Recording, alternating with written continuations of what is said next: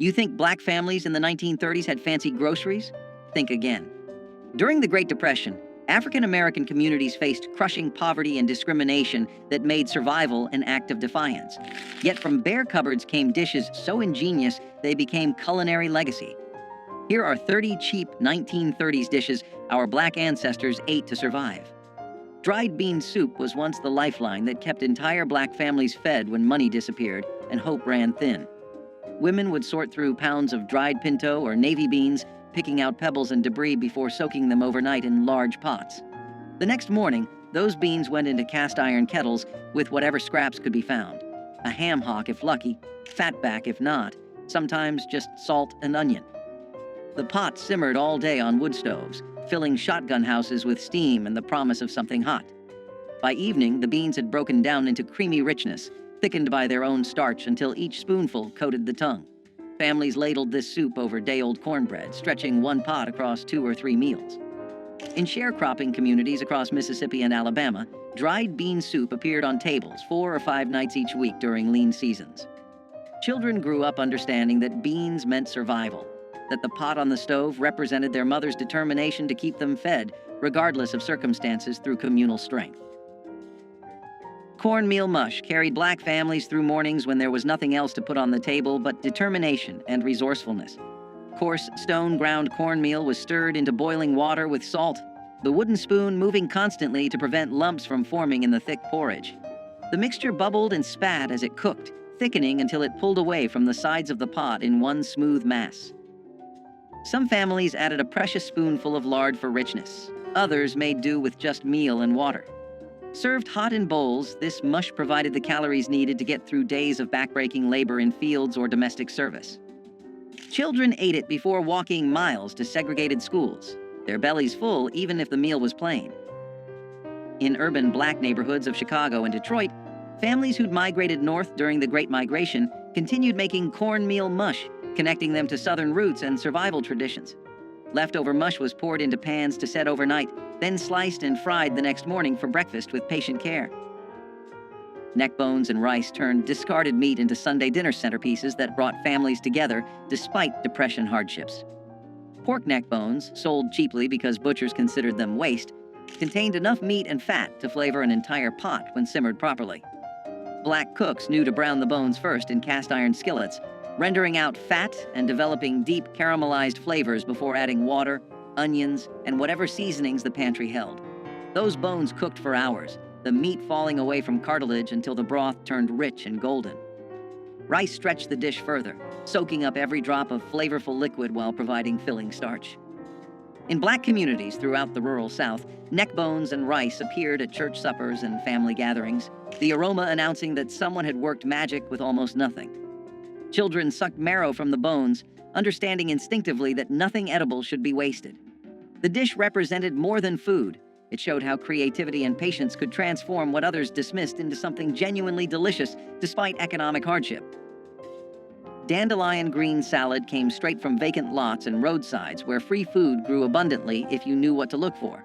Black women taught their daughters which greens were safe to eat, passing down knowledge that connected them to African ancestors who had survived through intimate understanding of plants. Spring brought tender young dandelion leaves that were gathered in baskets before the plants flowered and turned bitter. These greens were washed repeatedly to remove grit, then torn by hand and dressed simply with vinegar, salt, and maybe a drizzle of bacon grease if available. The result was sharp, slightly bitter, and packed with vitamins that prevented scurvy during winter's lean months. In Chicago's South Side and Harlem's tenements, recent migrants foraged in any patch of green they could find, maintaining connections to rural foodways even in concrete jungles. Children were sent out with cloth bags to gather greens, learning to identify edible plants while contributing to family meals. Dandelion greens represented self-sufficiency and the refusal to go hungry when nature provided freely. Some families wilted the greens with hot bacon fat poured over top, creating a warm salad that felt more substantial through family wisdom. Sweet potato pie without sugar became an ingenious solution when refined sugar cost more than most families could afford. Black cooks relied on the sweet potato's natural sugars, roasting them until their starches converted to sweetness that rivaled any added sugar. The potatoes were mashed smooth, then mixed with a little flour, whatever milk or buttermilk could be spared, and spices like cinnamon or nutmeg if the spice tin held any. This mixture was poured into simple pastry crusts made from lard and flour, then baked until set. The result wasn't as sweet as modern pies, but it carried deep, earthy flavors that spoke of autumn harvests and survival through winter. Sweet potatoes grew abundantly in southern gardens, storing well in root cellars for months after harvest. Families who grew their own could make pies throughout fall and winter, stretching one crop across countless meals. In Black communities, sweet potato pie represented celebration despite poverty, proof that special occasions deserved recognition even when money was absent. Children looked forward to these pies as rare treats, savoring every bite of something that felt luxurious despite humble ingredients through shared sacrifice. Crackling bread transformed pork scraps into cornbread so rich it could serve as a meal on its own. Cracklings, the crispy bits left after rendering lard from pork fat, were considered waste by some but treasure by Black cooks who understood their value. These crunchy, savory morsels were mixed directly into cornmeal batter, along with buttermilk, salt, and just enough flour to bind everything together. The batter was poured into smoking hot cast iron skillets, greased with lard, then baked until the bottom turned dark golden and crispy. Each bite delivered cornmeal's earthy sweetness, punctuated by bursts of porky crunch, creating textural contrasts that made plain bread feel special. In Mississippi, Delta communities, and rural Alabama, crackling bread appeared whenever hogs were slaughtered, ensuring every part of the animal fed someone. The bread was substantial enough to be breakfast, lunch, or dinner, often eaten with nothing but a glass of buttermilk or pot liquor from greens. Children carried wedges of crackling bread in their pockets to school, the fat keeping them full through long days with resourceful hands. Pig feet and collard greens brought together two ingredients that white society dismissed, but Black communities transformed into soul-satisfying meals. Pig feet, boiled until tender and gelatinous, released collagen that thickened cooking liquid into rich, silky broth. Collard greens, tough and bitter when raw, simmered in that broth for hours until they turned tender and deeply flavored. The combination created a pot of food that could feed 8 people for under 50 cents during Depression years. Black cooks added vinegar and hot peppers to cut through the richness, creating layers of flavor that made each bite interesting despite simple ingredients. In sharecropping communities, this dish appeared regularly because both ingredients were readily available. Pigs provided feet even when better cuts went to landowners, and collards grew abundantly in gardens. The pot liquor left behind was considered as valuable as the greens themselves, sopped up with cornbread or saved for cooking rice. Children learned to appreciate pig feet's unique texture, the meat slipping off bones and the skin turning silky after long cooking despite crushing poverty. Pone bread rose as the emergency staple when there was nothing in the house but cornmeal and water. Unlike cornbread that required eggs, milk, and baking powder, pone bread demanded only meal, salt, and liquid mixed into thick batter. The mixture was shaped by hand into flat cakes, then baked on hot griddles or directly in fireplace ashes until crusty outside and dense inside. This wasn't delicate food. It was survival bread that filled stomachs and provided energy when nothing else existed. In rural Black households across the Deep South, mothers made pone bread multiple times daily, the smell of toasting cornmeal signaling that at least there would be something to eat. The bread kept well, lasting several days without going stale, which meant one batch could stretch across many meals. Workers carried pone bread to fields, eating it cold with whatever they could forage: wild onions, dandelion greens, or just salt. Children gnawed on pone bread while doing chores, the dense texture requiring real effort to eat, but delivering lasting satisfaction through ancestral knowledge. Blackberry cobbler without sugar proved that fruit's natural sweetness could create desserts when refined sugar wasn't available. Wild blackberries grew abundantly along fence lines and in abandoned fields, free for anyone willing to brave thorns and summer heat to pick them. Black families sent children out with buckets, returning with purple-stained hands and enough berries to make cobblers that lasted days. The berries were cooked down until their juices concentrated, natural sugars intensifying without any additions. Simple biscuit dough made from flour, lard, and buttermilk was dropped over the bubbling fruit, then baked until golden. The result was tart and intense, less sweet than modern desserts, but deeply satisfying in ways sugar-laden versions never achieve. These cobblers appeared at church socials and family gatherings, proof that celebration didn't require money. Women competed quietly over whose cobbler turned out best, pride coming from skill rather than expensive ingredients. The practice of picking wild berries taught children about seasons, patience, and finding abundance in nature with steadfast pride. Fried fish heads utilized parts that others threw away, transforming waste into protein-rich meals through skillful preparation. When Black families caught or bought fish, nothing edible was discarded. Heads were cleaned, seasoned, and fried until crispy. The cheeks contained tender, sweet meat prized by those who knew to look for it. Eyes and bits of flesh around the skull provided precious protein during times when every calorie mattered. These fish heads were dredged in cornmeal and fried in hot lard until the bones turned crispy enough to crunch and eat. Children learned to navigate around bones, finding hidden bits of meat while developing appreciation for resourcefulness. In coastal communities and near rivers, fish heads appeared regularly because commercial fisheries sold them cheaply or gave them away. Black cooks fried them alongside regular fish, treating them with the same care and seasoning. The practice showed intimate knowledge of food, understanding that value existed everywhere if you knew how to prepare it properly through creative survival. Okra soup stretched vegetables into filling meals that provided nutrition and comfort during impossible economic times. Fresh okra from summer gardens or dried okra stored from previous harvests went into pots with tomatoes, onions, and whatever else the garden provided. The okra released natural thickeners as it cooked, creating viscous soup that coated the spoon and filled empty stomachs. Black cooks added rice to make the soup even more substantial, transforming a few vegetables into meals for entire families.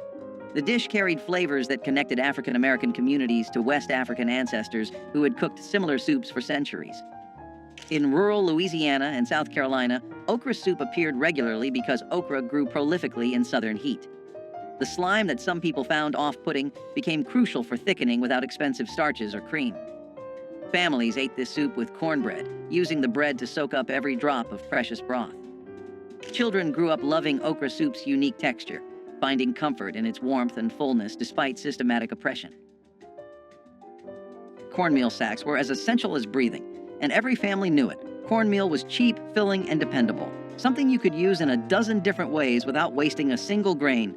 Families used it for cornbread that stretched a pot of beans, hoe cakes cooked right on the stovetop, dumplings dropped into broth, and even as a thickener when soups needed to last another day, the sacks sat in corners of pantries, tied tight to keep pests out, often lasting weeks at a time because people used cornmeal daily.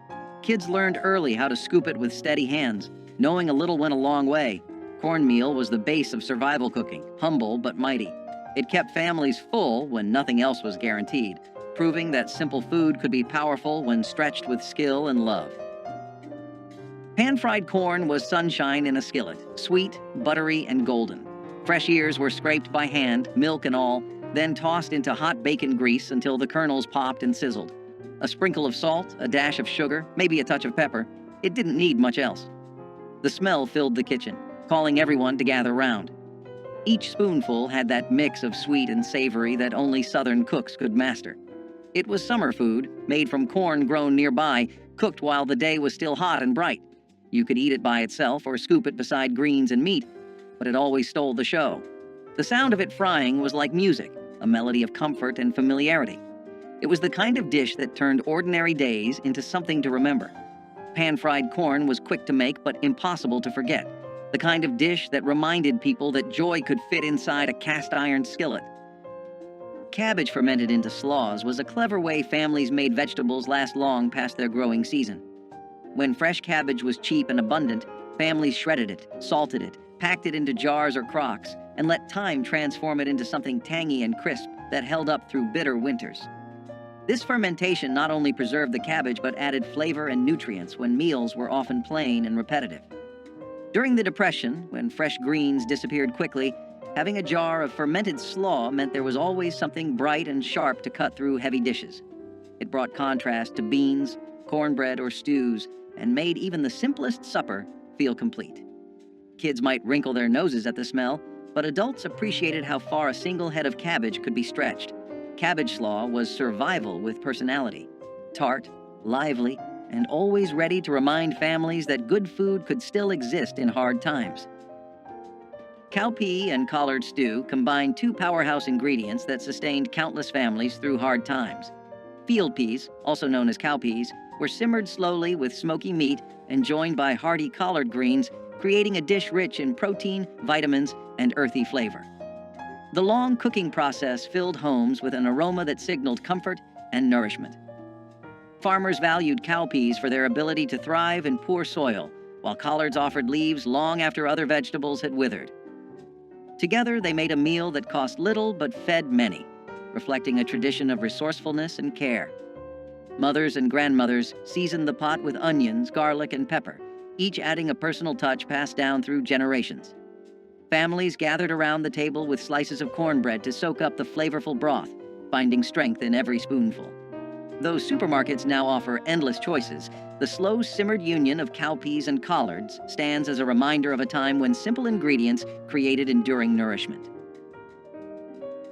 Hoghead cheese, or souse meat, was not fancy food, but it had deep roots in tradition and respect for what you had. Made from the head of the pig, boiled, seasoned, and set in its own broth, it was a dish born from necessity and pride. It was eaten cold, sliced thin, and often shared at the table with crackers and conversation. What others might have thrown away became something flavorful and lasting in the right hands. It spoke of times when wasting food was unthinkable, when every part of the animal was used to honor the work that went into raising it. The smell of it cooking filled the whole house, sharp and strong, but it was the kind of smell that meant good things were coming. When cooled and sliced, it glistened in the light like proof of survival itself. Each piece held a story of long days, careful hands, and families who knew that resourcefulness was its own kind of wealth. Souse meat wasn't about glamour, it was about gratitude. Even if you didn't grow up eating it, the story it told was universal. Make do, make it good, and never take a meal for granted. Dried pinto beans were one of the first things families stocked up on because they lasted forever, filled bellies fast, and cost next to nothing during a time when every penny mattered. These beans sat quietly in cloth sacks or glass jars on pantry shelves, waiting to turn into something warm and sustaining after long days of trying to get by. Pinto beans did not need much, just water, a little heat, and maybe a scrap of fatback if the kitchen was lucky that week. They simmered slow, softening into a thick pot of comfort that could stretch across several meals, sometimes feeding large families for days. Kids grew up recognizing the familiar smell drifting from the stove, a sign that dinner was going to be simple but steady, the kind of food that kept people moving through hard winters and harder workdays. Pinto beans were survival food, but they were also memory food, tying families together with the quiet understanding that something small and humble could carry you through. They were a backbone ingredient in countless homes because they worked every time, no matter how thin the pantry looked. Dried pinto beans did not just feed families, they steadied them. Fried green tomatoes were a porch-side favorite, a snack for hot days and easy laughter. Slices of firm green tomatoes were dipped in cornmeal, fried golden in a skillet, and sprinkled with salt while still sizzling. The result was crisp on the outside, soft inside, and just tart enough to make your mouth water. You could eat them standing up, still hot from the pan, or stack them high beside a plate of beans and rice. They were the kind of treat you didn't plan, you just made them when the garden gave too many tomatoes. The pop of oil, the hum of conversation, and the smell of cornmeal frying turned an ordinary afternoon into something special. Kids waited by the stove, stealing pieces when the cook wasn't looking, their fingers burned but happy. Fried green tomatoes weren't just about taste, they were about time, patience, and community. Their taste was bold but humble, a reminder of summers that felt endless and simple pleasures that cost almost nothing. Fried green tomatoes were living proof that good things come to those who cook from the heart. Peanut soup demonstrated the brilliance of using locally grown legumes to create filling, nutritious meals from almost nothing. Peanuts, grown throughout the South and often harvested by black farmers, were ground into paste and mixed with water, onions, and whatever seasonings could be found. The mixture cooked down into creamy soup that provided protein, fat, and comfort. This wasn't the refined peanut butter soup found in fancy cookbooks. It was rough, grainy, and honest, tasting of earth and survival. Black families made peanut soup regularly because peanuts stored well and could be ground by hand using simple tools. The soup filled hungry children before school and warmed field workers who came home exhausted after dark.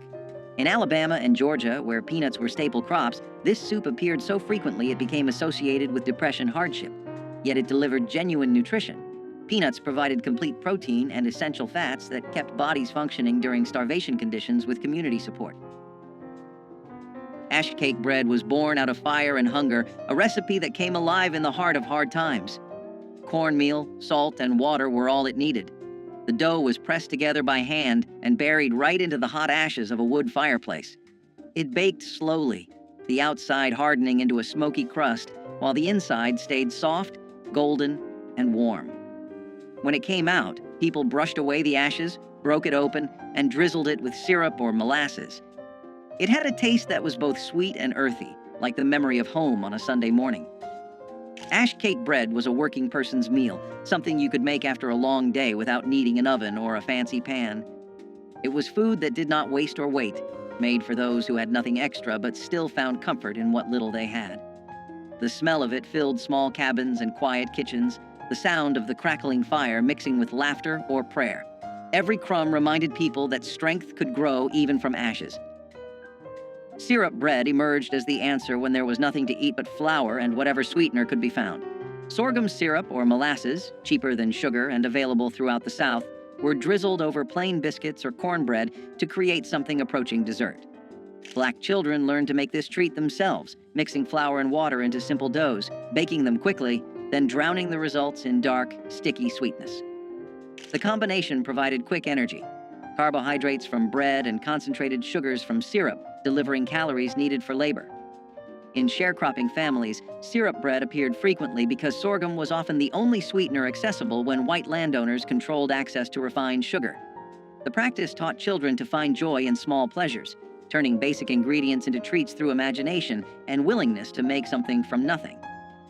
Women sometimes added a little butter or lard to the bread if available, creating richness that complemented syrup's sweetness through ingenious adaptation.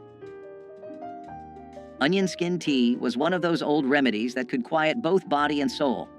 When someone had a cough or a fever, or when food simply ran out, a pot of this humble tea came to the rescue. Dried onion skins were gathered from the corners of the kitchen, rinsed and steeped in boiling water until the liquid turned golden brown. The scent was sharp but comforting, a mix of earth and sweetness that filled the air with warmth. Some added honey if they had it, or a squeeze of lemon, but even plain, it had its own charm.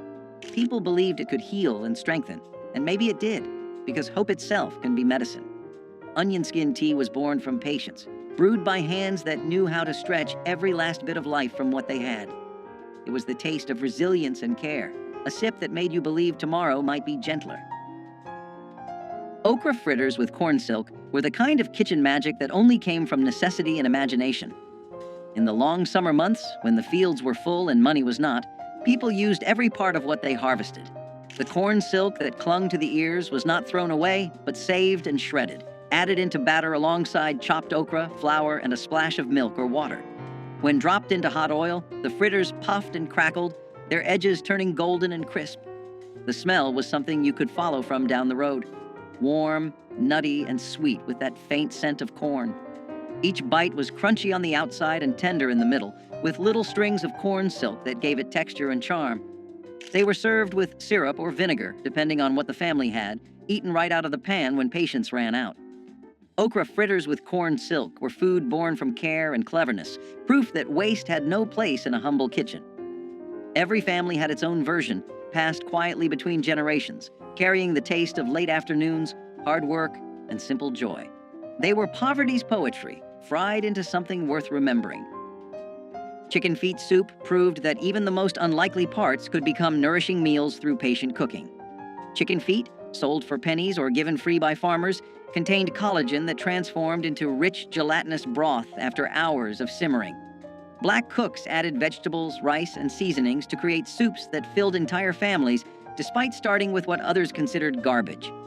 The feet's cartilage and tendons broke down into silky broth that coated the mouth and provided genuine satisfaction. This soup appeared regularly in both urban and rural Black households, the feet's low cost making them accessible even during the worst Depression years. Children learned to navigate around bones, finding bits of meat and skin while appreciating the rich broth. The practice of using chicken feet showed respect for animals and refusal to waste anything edible.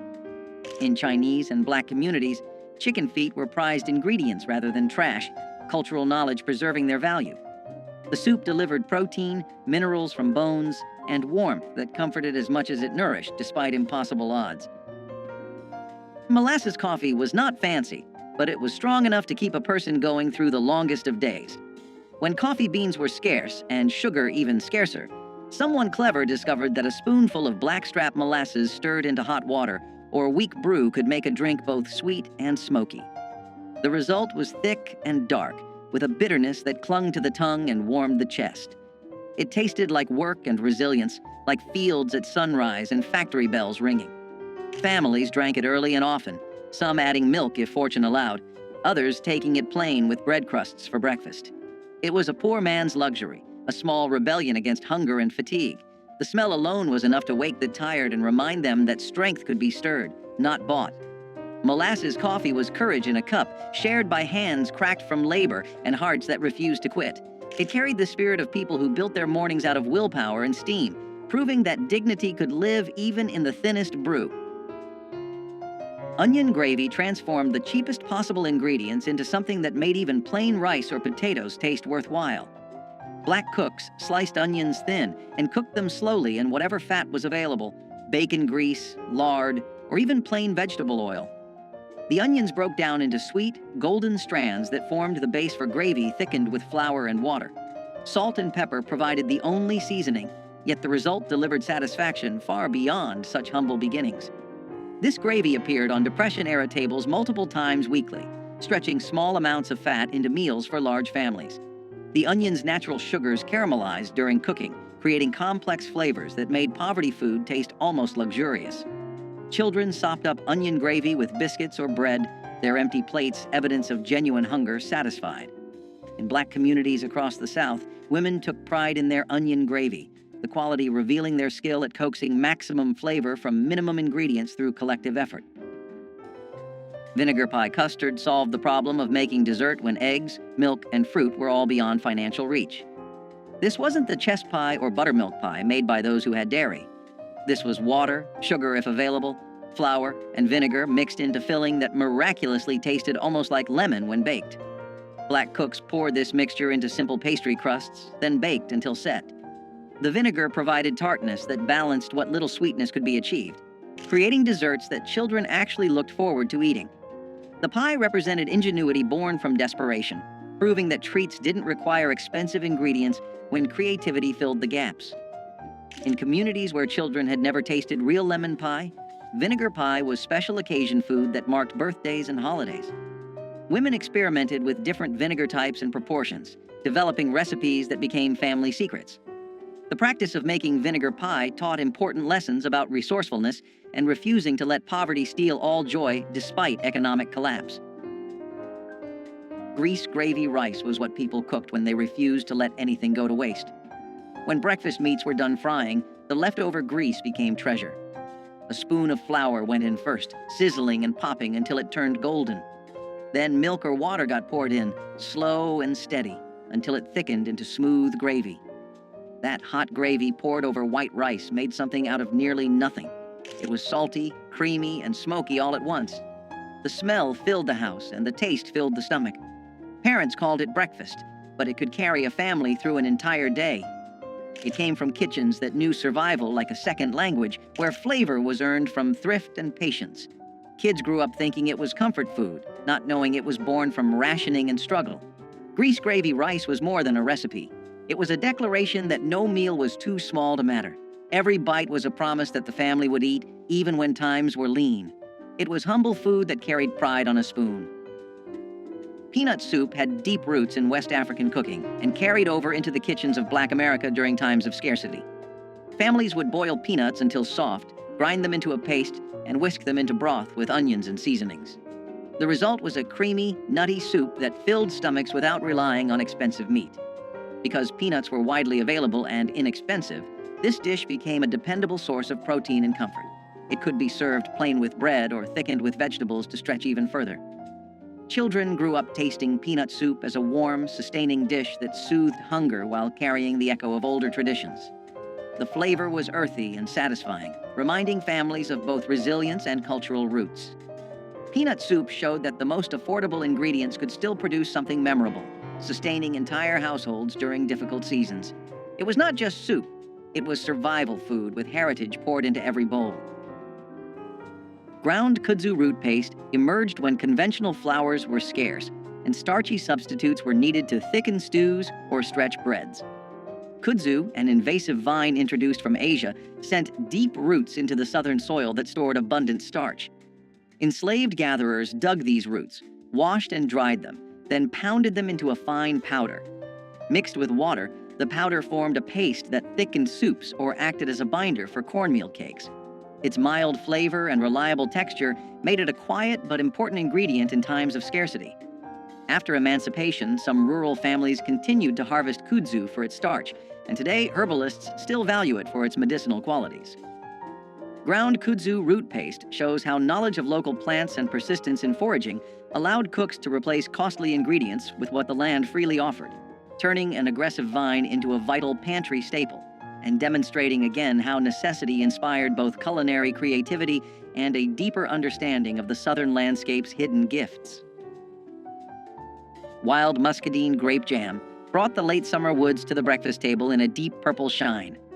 Children and parents walked along fence lines and wooded edges with baskets in hand, searching for the thick-skinned grapes that thrived in southern heat. Once gathered, the fruit was boiled gently until the skins burst and the pulp softened, filling kitchens with a fragrance that hinted at honey and earth. The juice was strained and mixed with sugar, then cooked again until it thickened into a jam rich enough to spread over biscuits or stir into morning porridge. Families prized each jar, knowing that muscadines grew wild and free, needing only careful hands and patience to become something sweet. In some towns, church groups organized picking days, turning the harvest into a social event where songs and laughter echoed through the vines. Today, supermarket grapes have replaced the wild hunt, and store-bought jams lack the musky depth of fruit ripened under southern sun. But memories of purple-stained fingers still linger in many hearts. Cornmeal dumplings in tomato broth were the type of dish that felt simple but filling, carrying both thrift and comfort in every bowl. The broth began with canned or fresh tomatoes, cooked down with onions, garlic, and a touch of seasoning to build a savory base. My grandmother mixed cornmeal with a bit of flour, salt, and water to form small dumplings, dropping them carefully into the bubbling pot. As they simmered, the dumplings softened into tender bites, soaking up the tang of the tomatoes while thickening the stew.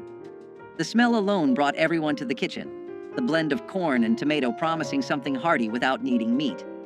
Cornmeal was cheap and always on hand, a staple in Black households across the South. Tomato broth was inexpensive too, whether from garden harvests or canned goods bought in bulk. Together, they created a meal that cost next to nothing but filled hungry stomachs with warmth.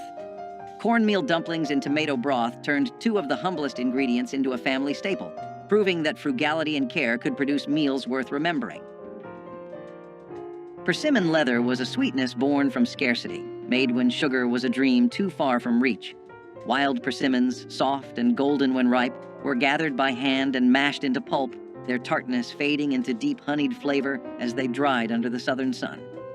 Spread thin on boards or cloth, the pulp hardened into chewy sheets that could last for months, folded and stored for the hard winter ahead. It was candy made by patience, nutrition pressed into a form that would not spoil. The process itself was quiet work, often done at the edges of daylight, each batch a small defiance against hunger. When the cold arrived and food was scarce, a strip of persimmon leather could lift spirits and soothe hunger's edge. In its sweetness lived a lesson. Survival does not always mean bitterness.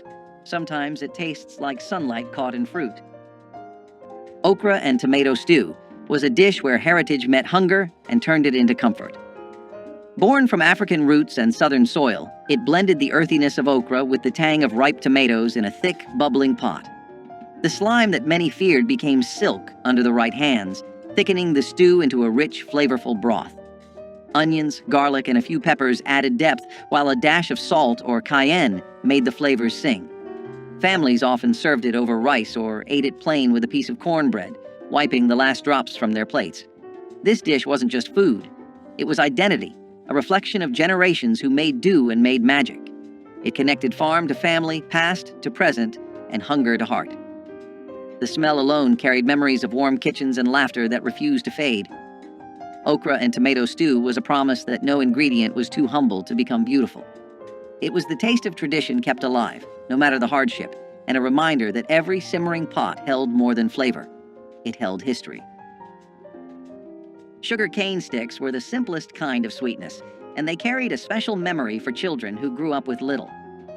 Fresh cane was cut into sticks, peeled and chewed for its sweet juice, offering a natural candy when refined sugar or store-bought treats were out of reach. For many children in the South, walking home with a stick of sugar cane was as good as holding a chocolate bar.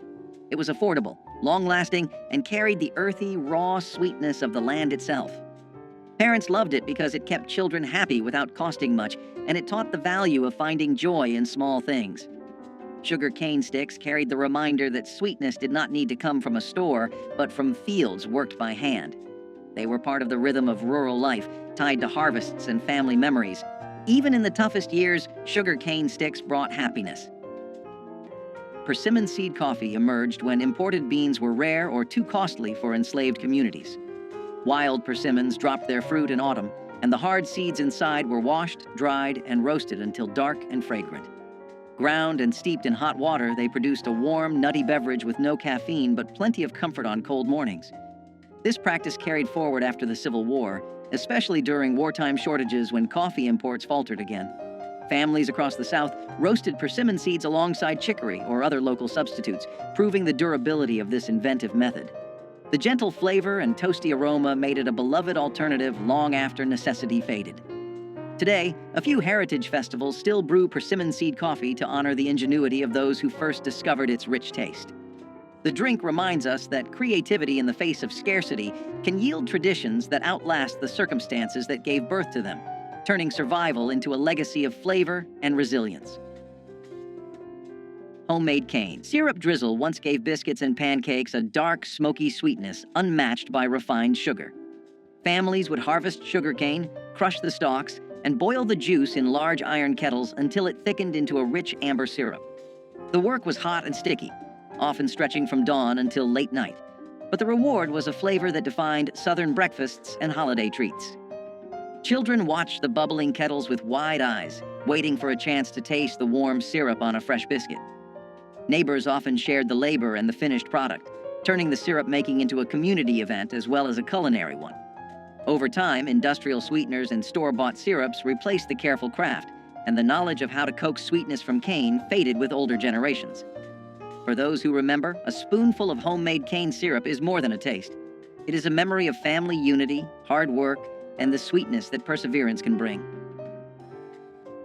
Parched corn coffee was the taste of resilience in a cup. When real coffee was beyond reach, enslaved people roasted corn kernels in iron pans until they turned dark brown, then ground them into a coarse powder and steeped it in hot water. The brew was smoky, earthy, and faintly sweet, a humble echo of the luxury drink denied to them. It offered warmth in the early hours before sunrise, when labor began and the cold bit through thin clothes. Parched corn coffee was both necessity and ritual, a way to face the day with something that felt human, dignified, and shared. It was brewed from what the earth gave freely, proof that comfort could still be created from scarcity. In its bitterness was a taste of endurance, and perhaps quiet defiance too. Turnip green pot pie was a dish that blended creativity with thrift, transforming greens into the centerpiece of a meal. My grandmother cooked the greens down with onion and broth until tender, then poured them into a dish and covered them with pie crust or biscuit dough. As it baked, the crust turned golden and flaky, soaking in the juices of the greens below. It looked like a Sunday supper, even though it was made from humble garden vegetables. Families sliced into the pot pie and found warmth, substance, and a reminder that greens were not just a side dish, but a main course. Paired with cornbread or beans, it became a meal that stretched across households. In the 1960s, this kind of resourcefulness kept families going, proving that with care and imagination, even simple greens could feel special. Turnip green pot pie was proof that hard times did not mean giving up pride at the table. Collard greens with ham hocks were a kind of southern poetry in a pot. Every batch began with water, greens, and a meaty ham hock that filled the kitchen with the scent of home. The greens simmered slowly, wilting into something rich and earthy while the hock gave off its smoky depth. This wasn't a quick meal. It was an act of devotion, a ritual that demanded time and patience. Every generation had its own trick for getting them just right. Maybe a dash of vinegar, a sprinkle of sugar, or a secret seasoning passed down by word of mouth. Collards carried pride, not pity. They were the food of workers, field hands, and families that knew the meaning of resilience. Served alongside cornbread, they became the soul of Sunday dinners, a moment when everyone gathered to taste a little peace after a week of hard living. The broth, or pot liquor, was so treasured it was sipped from cups when the greens were gone. And every spoonful was survival seasoned with hope. Collard greens with ham hocks stood as proof that even in the toughest times, comfort could still be coaxed from the simplest things. Field green salad was a dish born from foraging, when store-bought vegetables were not available or were too costly. Families would gather wild greens like dandelion, mustard, or pokeweed, clean them carefully, and toss them with vinegar or oil. These greens were bitter, but they were free, nutritious, and available almost everywhere. Field green salad offered vitamins and freshness that was often missing from wartime or depression diets, balancing the heavy starches and salted meats that dominated many meals. For children, it was sometimes an acquired taste, but adults appreciated the practicality of gathering what nature provided. Foraging for greens tied families directly to the land and created a sense of connection to survival practices passed down through generations. Field green salad reflected both hardship and resilience, reminding families that the earth itself could provide when markets could not. It was simple, frugal, and a reminder of the strength that came from resourcefulness. Rice and molasses supper was one of the simplest meals, but also one of the most remembered. A pot of rice was inexpensive, filling, and always on hand, but paired with a drizzle of molasses, it turned into something sweet and sustaining. Sugar was too costly for everyday use, but molasses was affordable and sold in larger tins that seemed to last forever. Families poured it over steaming bowls of rice, letting the dark syrup seep into the grains until they gleamed. The taste was rich, almost smoky, with just enough sweetness to make children smile. It was often eaten at the end of the day when no meat could be spared, and it carried people through the night with enough strength to face the next morning. My grandmother told me rice and molasses was a treat disguised as necessity, proof that resourcefulness could soften the edge of scarcity. In the 1960s, when black families were stretching every dollar, rice and molasses kept hunger at bay while still offering a touch of comfort. Simple, cheap, and unforgettable, it was a meal born of need but remembered with love. Which of these survival dishes hits closest to home for you? Drop a comment with your family's Depression-era recipe, hit that like button, and subscribe so we can keep honoring these forgotten but essential pieces of our history together despite overwhelming hardship.